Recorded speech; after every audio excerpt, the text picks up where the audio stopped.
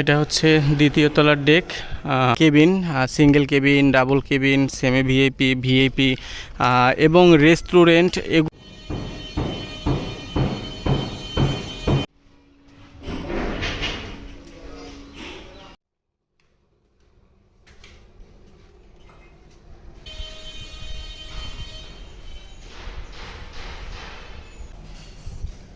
Hello everyone, সবাই কেমন আছেন?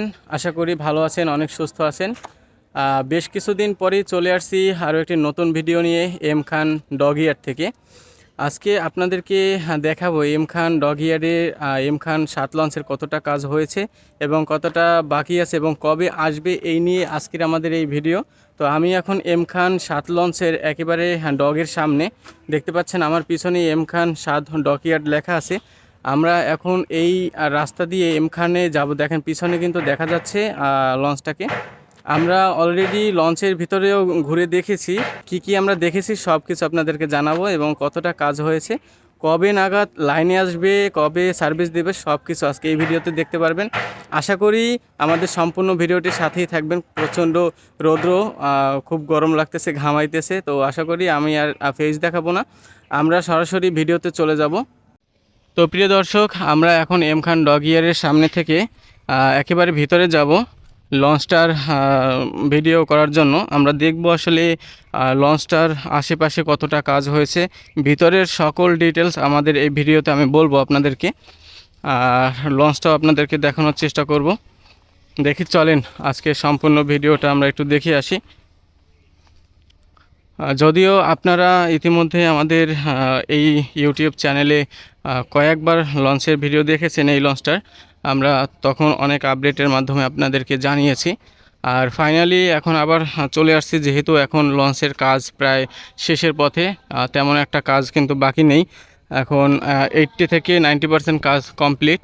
আর যতটুকু কাজ বাকি আছে সেই কাজ শেষ করে তারা যেটা আমাদেরকে বলেছে সেটা হচ্ছে নভেম্বর অথবা ডিসেম্বর, অর্থাৎ নভেম্বর অথবা ডিসেম্বরের মধ্যে এই লঞ্চটাকে তারা বরিশাল টু ঢাকা সার্ভিসের জন্য বরিশাল ঘাটে প্রস্তুত থাকবে। এটাই আমরা ইতিমধ্যে শুনতে পেয়েছি এখানে যারা দায়িত্বরত কর্মকর্তারা আছে তাদের কাছ থেকে। তো আমরা দেখতে পাচ্ছি লঞ্চটার নিচ থেকে শুরু করে একেবারে শেষ প্রান্ত, উপরের শেষ প্রান্ত পর্যন্ত কিন্তু সকল জায়গায় রং করা হয়েছে। আর এই পাশে একটা খোলা জায়গা ছিল, সেই খোলা জায়গাটা এখন বন্ধ করে দিয়েছে তারা।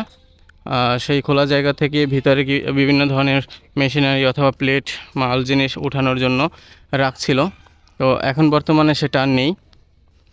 আর আমরা দেখতে পাচ্ছি লঞ্চটার ভিতরের যে কার্যক্রমগুলো, সেই কার্যক্রমও কিন্তু 90% কমপ্লিট। আমি ভিতরে গিয়ে যেটা দেখেছি আপনাদেরকে বর্ণনা দিচ্ছি।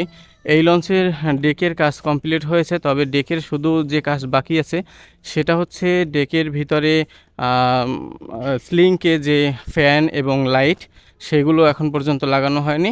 তাছাড়া সব কিছু কমপ্লিট ডেকে।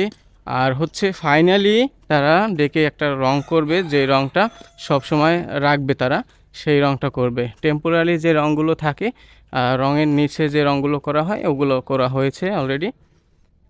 আর আমরা কথা বলতে বলতে কিন্তু একেবারে লঞ্চের পিছন সাইডে চলে আসছি। আমরা একটু আবারও দেখি একেবারে লঞ্চের সামনে থেকে পিছন পর্যন্ত। আর এই পিছনে এসেই কিন্তু আমরা দেখতে পাচ্ছি এখানে সুকান এবং প্রোপেলার। এই প্রোপেলার কিন্তু আমরা এর আগের বার এসেও দেখেছি লাগাইছে।